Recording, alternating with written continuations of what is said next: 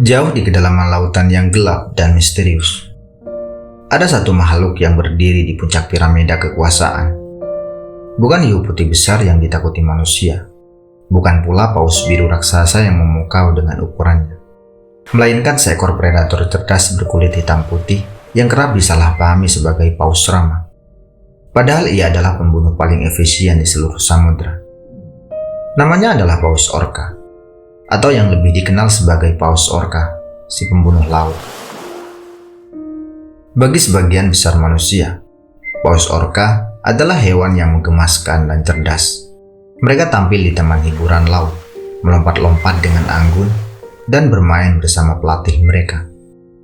Namun di balik wajah yang terlihat ramah dengan pola hitam putih yang kontras, tersimpan seekor predator epik yang begitu brutal, begitu strategis, dan begitu sempurna dalam seni pembunuh, sehingga membuat para ahli menyebutnya penguasa samudra. Salah satu bagian yang khas dari orca adalah sirip punggung mereka yang menjulang tinggi, terutama pada orca jantan dewasa. Sirip punggung ini bisa mencapai tinggi hingga 1,8 meter, menjadikannya seperti bendera hitam yang merobek permukaan laut. Banyak yang mengira sirip ini hanya berfungsi untuk stabilitas saat berenang. Padahal alasan sebenarnya jauh lebih kompleks. Sirip punggung yang besar ini berfungsi sebagai termoregulator alami yang membantu mengatur suhu tubuh mereka di perairan dingin. Sirip ini dipenuhi oleh pembuluh darah yang padat. Ketika orca berenang dengan kecepatan tinggi atau berburu dengan intensitas tinggi, panas tubuh mereka meningkat drastis. Darah panas mengalir ke sirip punggung.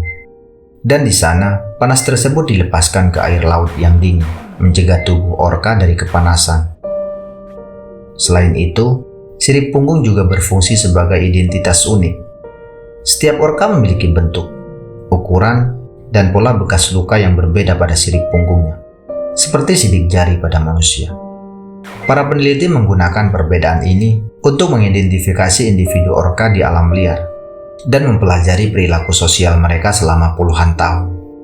Oleh karenanya, sirip punggung itu bukanlah sekedar hiasan, melainkan sebuah organ multifungsi yang brilian. Ia menjadi sistem pendingin biologis, sekaligus tanda pengenal yang memungkinkan orca untuk berburu dengan intensitas maksimal, tanpa kehilangan kendali atas suhu tubuhnya. Orca bukanlah sekedar predator biasa. Mereka adalah komandan strategi militer lautan yang paling canggih, jenderal perang bawah air yang tidak pernah kalah dalam pertempuran. Dan untuk menjalankan tugas sebagai penguasa laut ini, mereka telah dibekali dengan serangkaian superpower biologis yang terdengar seperti fiksi ilmiah.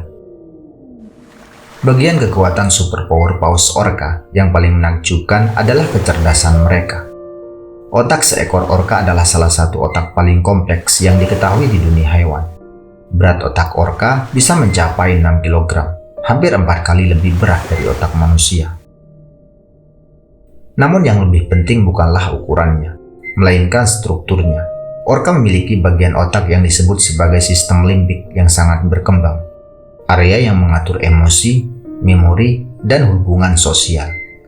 Ini artinya, orca tidak hanya pintar secara kognitif, tetapi juga memiliki kehidupan sosial yang sangat kaya. Mereka merasakan kesedihan saat kehilangan anggota keluarga, merasakan kegembiraan saat berburu bersama, dan bahkan menunjukkan tanda-tanda duka cita. Peneliti pernah mengamati seekor ibu orca yang membawa anak matinya di punggungnya selama 17 hari berturut-turut. Menolak melepaskannya meskipun tubuh sang anak sudah mulai membusuk.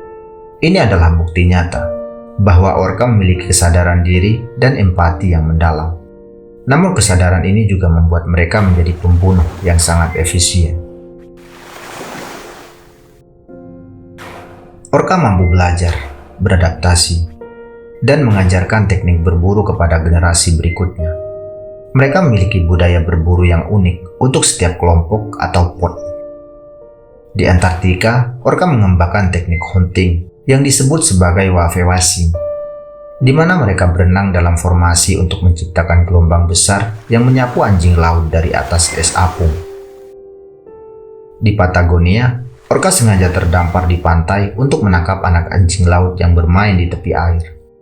Lalu dengan lihai, mereka mengguling kembali ke laut. Di Selandia Baru, orka berburu ikan pari raksasa dengan cara menyerangnya dari bawah, melumpuhkannya dengan benturan keras, lalu memakannya dengan sangat hati-hati untuk menghindari sengatan beracunnya. Kemampuan ini menjadikan orka sebagai spesies yang tidak punya predator alami. Mereka adalah puncak dari puncak rantai makanan. Bahkan hiu putih besar yang ditakuti manusia akan melarikan diri saat mencium aroma orka di perairan yang sama. Selain kecerdasan yang luar biasa, gigi orka juga merupakan sebuah keajaiban. Mereka memiliki 40 hingga 56 gigi kerucut yang tajam dan kuat. Masing-masing bisa sepanjang 10 cm.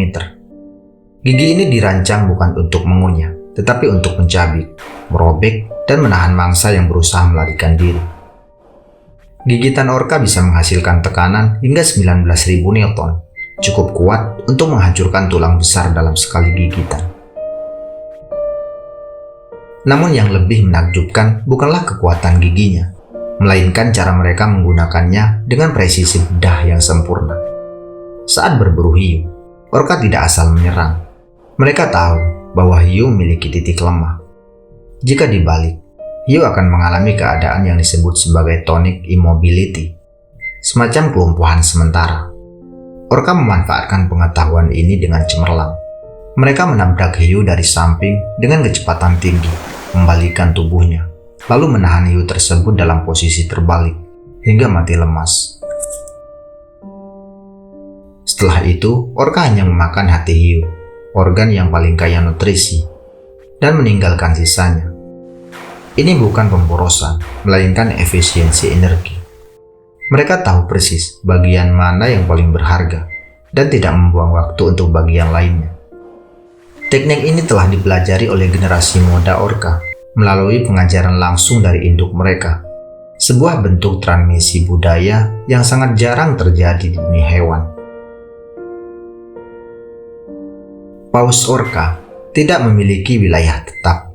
Mereka adalah pelancong laut yang sejati, mengikuti migrasi mangsa dari samudra ke samudra lain.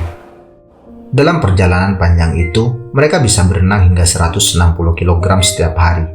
Tidak untuk mencari perlindungan, tetapi untuk menemukan makanan dan mempertahankan ikatan keluarga yang sangat kuat. Ini adalah hal yang luar biasa. Di dunia liar, kesetiaan dan kerjasama adalah kunci bertahan hidup. Bagi orka, di setiap pemburuan, di setiap strategi yang disusun bersama, terdapat kekuatan yang mereka ubah menjadi dominasi mutlak di lautan.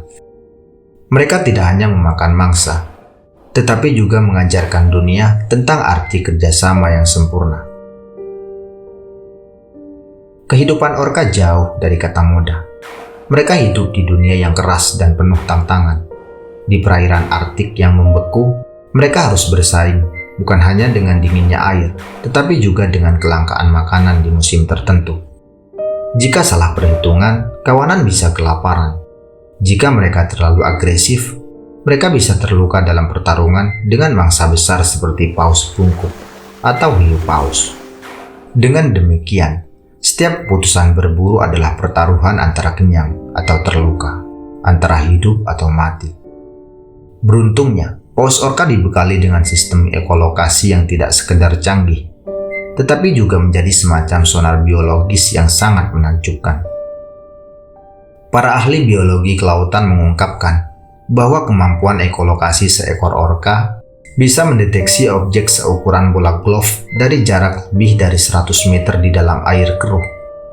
Itu artinya bahwa dalam kegelapan total di kedalaman laut, orka tetap bisa berburu dengan presisi sempurna. Bagi paus orka, lautan adalah peta 3 dimensi yang penuh dengan informasi akustik. Mereka memancarkan serangkaian klik ultrasonik dari organ khusus di kepala mereka. Gelombang suara ini merambat melalui air, memantul dari objek di sekitarnya, lalu kembali ke orka dalam bentuk gema. Dari gema tersebut, orka dapat menentukan ukuran, bentuk, kecepatan, bahkan struktur objek di hadapannya. Seekor ikan salmon yang berenang 200 meter di depan akan terdeteksi dengan sangat jelas, bukan hanya posisinya, tetapi arah gerakannya dan apakah ikan tersebut sehat atau lemah. Namun keajaiban sejati bukan hanya pada kemampuan ekolokasinya, tetapi pada kemampuan mereka berkomunikasi. Orka memiliki bahasa yang sangat kompleks.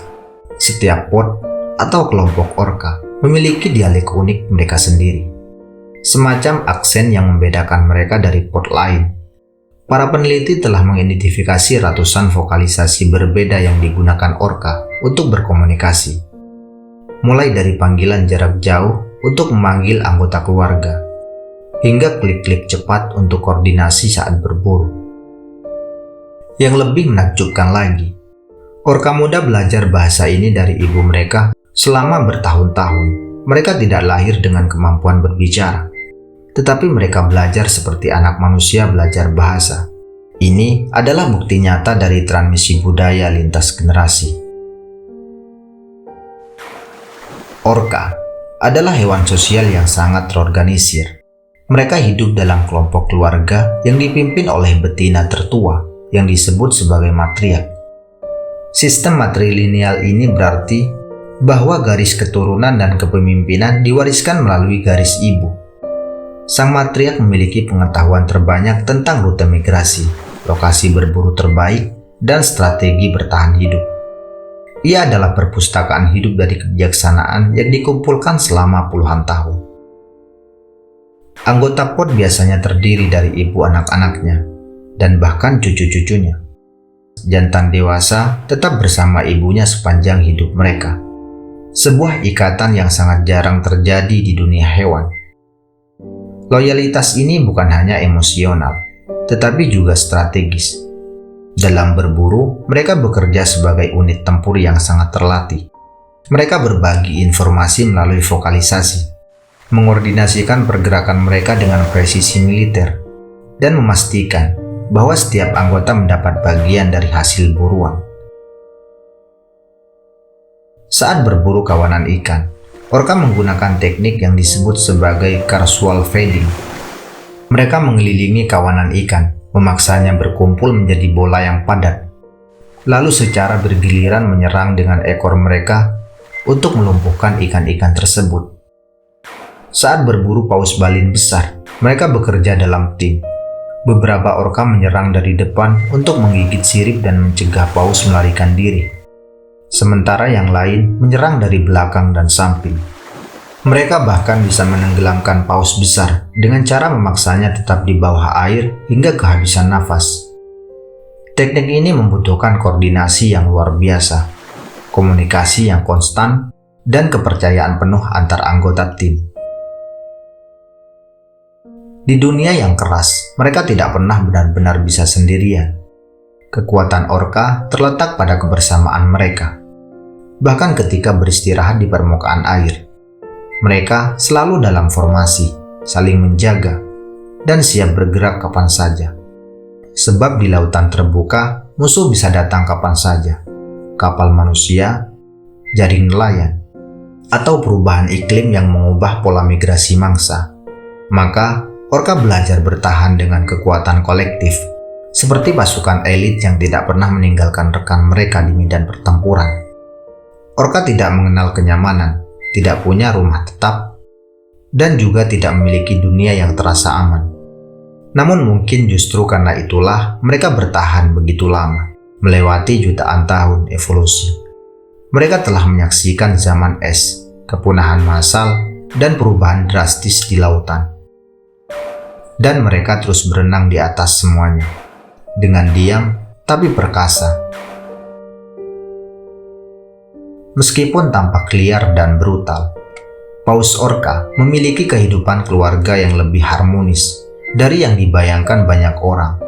Mereka tidur bersama dalam formasi yang disebut sebagai resting pod, di mana seluruh anggota keluarga berenang perlahan dalam sinkronasi sempurna, naik ke permukaan untuk bernafas secara bersamaan. Mereka berbagi makanan dengan anggota yang lemah atau terluka, menunjukkan empati yang jarang ditemukan di dunia hewan. Mereka bermain bersama, lompat-lompat, dan saling menyentuh dengan sirip mereka sebagai bentuk ikatan sosial. Di beberapa populasi, betina orka mengalami menopause, sebuah fenomena yang sangat langka di alam liar dan hanya terjadi pada beberapa spesies termasuk manusia. Betina yang sudah tidak lagi bereproduksi ini memainkan peran penting sebagai penjaga pengetahuan. Mereka memimpin pod, mengajarkan strategi berburu, dan membantu merawat cucu-cucu mereka. Dan disinilah letak paradoks besar mereka. Hewan-hewan yang dikenal karena kebrutalan mereka dalam berburu ternyata sangat setia, penuh kasih sayang, dan sangat melindungi keluarga mereka. Dalam rantai kehidupan, paus orka memainkan peran sebagai penyeimbang ekosistem yang sangat krusial. Mereka bekerja sebagai kontrol populasi alami, mencegah spesies tertentu mendominasi, dan mengganggu keseimbangan. Meskipun demikian, berkat mereka, ekosistem laut tetap sehat. Mereka mengontrol populasi anjing laut, yang jika terlalu banyak akan menghabiskan stok ikan. Mereka memburu hiu yang jika tidak dikendalikan akan memusnahkan spesies ikan lainnya. Dan mereka menjaga keseimbangan yang rapuh, namun sempurna di lautan yang luas ini. Para ahli ekologi menyebut paus orka sebagai keotonis spesies atau spesies kunci. Keberadaan mereka sangat penting untuk kesehatan seluruh ekosistem. Sebuah penelitian di Pasifik Utara menunjukkan bahwa ketika populasi orka menurun akibat populasi penangkapan ikan berlebihan, populasi anjing laut meningkat drastis. Akibatnya anjing laut memakan terlalu banyak ikan, yang menyebabkan penurunan tajam populasi ikan kecil. Dan ketika ikan kecil berkurang, burung laut yang memakan ikan tersebut juga terancam punah. Dengan kata lain, hilangnya orka berarti runtuhnya seluruh sistem ekologi laut. Setiap hari, ribuan interaksi terjadi di lautan. Kehidupan dan kematian berjalan beriringan. Mangsa diburu, pemangsa berburu, dan siklus terus berputar. Namun di tengah semua itu, orka berdiri sebagai penjaga keseimbangan. Mereka memastikan bahwa tidak ada satu spesies pun yang selalu dominan. Dan ketika mereka berburu, mereka memilih mangsa yang lemah atau sakit.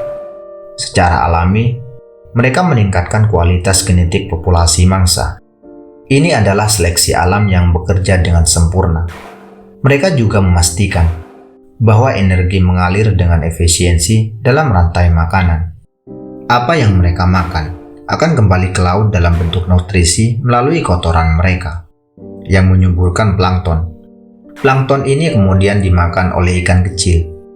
Ikan kecil dimakan oleh ikan besar, dan siklus terus berlanjut. Pada akhirnya, kita pun memahami bahwa setiap yang membuat kita takjub dengan paus orka justru merupakan bagian dari sistem yang sangat sempurna. Dari kekuatan, lahirlah keseimbangan. Dari kecerdasan, lahirlah kebijaksanaan. Siklus abadi yang mereka jaga dengan gigi tajam dan kecerdasan luar biasa mereka.